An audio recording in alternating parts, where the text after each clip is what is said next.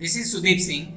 I welcome you to my channel Mechanical CAD. Today I am going to explain you introduction about MasterCAM, different tools used in MasterCAM. So I have my MasterCAM 2008 version installed in my laptop. I am opening it. So MasterCAM is a software in which you can use different types of designs and generate G&M codes which you can later use in CNC machines for CNC production. So I have my MasterCAM open. Now in MasterCAM, first let us understand how to set different preferences used in the design process. So you see in the right hand corner you see the system of unit is in inches. I want to change it to metric. So I will go to this tab here, you see, and when I click, I will see here inch is selected. I will click on the unit system, I will select millimeter, and then but see inch is still there, so I will click here, and here I will select metric system. I will click OK.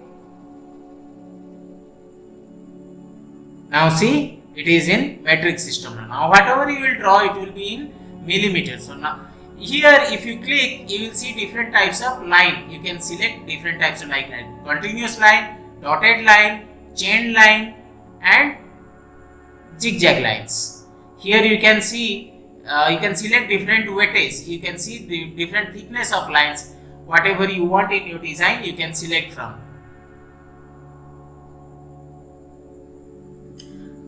Now you see, go to wireframe. Here you will see line tool. If you click on it, then you will be able to draw straight lines, and the parameter you see, it is asking for first point. Click on any point, and you can see it is asking for second point. You click any point else, second point. Now here you can give length and angle of the line. Remember, the angle is horizontal, means from the x-axis you can give angle. Angle will be counted. I have given 60. You see, now when I clicked outside, the angle changed to 60 degrees, and length whatever I have given 100 millimeter, it is 100. Now if you click here OK, the tool will be deactivated. What I mean is that if you click OK, green OK, then the tool will be deactivated. You need to activate the tool again for using. Now let me draw another line. Now I have drawn the line. I'll give the dimension.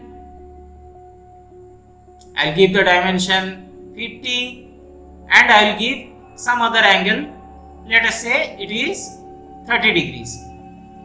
Now after I click outside, line is drawn, but now I will click the first button. So it will exit, but it will not exit from the tool. The line will be remodeled, but you can use the selected tool again. The tool will not be deselected in this process.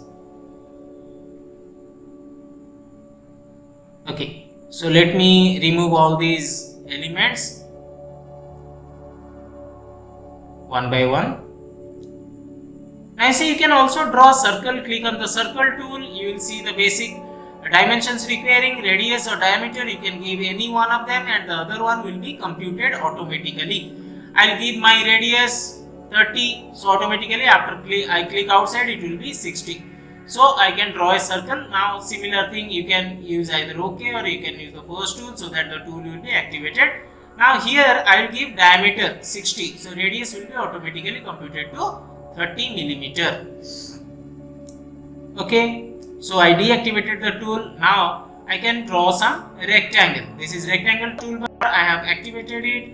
I will click on any point. If I click the second point below the first point, then it will take value height negative, but now it has taken positive because my second point position is above the first point in vertical ordinate. Now I will give my dimension, and I will click OK. My rectangle is drawn. Now if I click this tool, then the first point which you clicked will be considered as the center point for the rectangle, centered rectangle. You see the position changing after you click.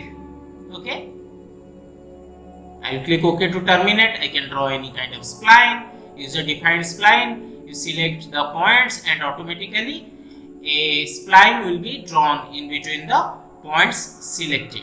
Okay.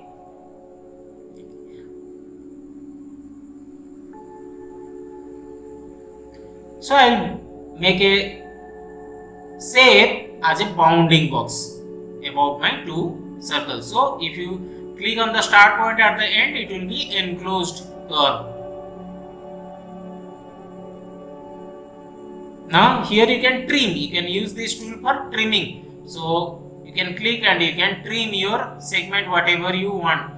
Just first select the segment, then click on a point to be deleted.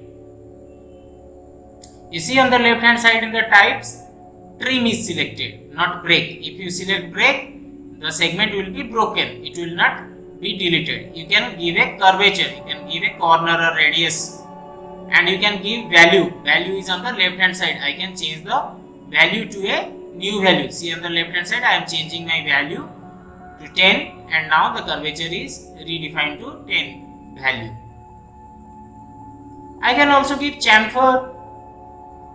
So chamfer tool is on the top. You click on the chamfer tool, you select the two lines which you want to chamfer. Chamfer is having edges, sharp edges, but corner is having smooth edges. I will give my value and it will be chamfered. This is a 2D drawing which I am discussing now. Later we will see how 3D drawings are generated. In this channel I will be making new videos. Here you can annotate, you can write anything you want.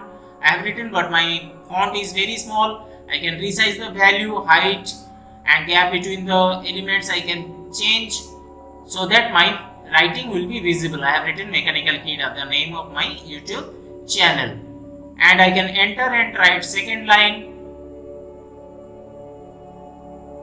So this tool is used to, if you want to give some more details in text form to your drawing, you can annotate it.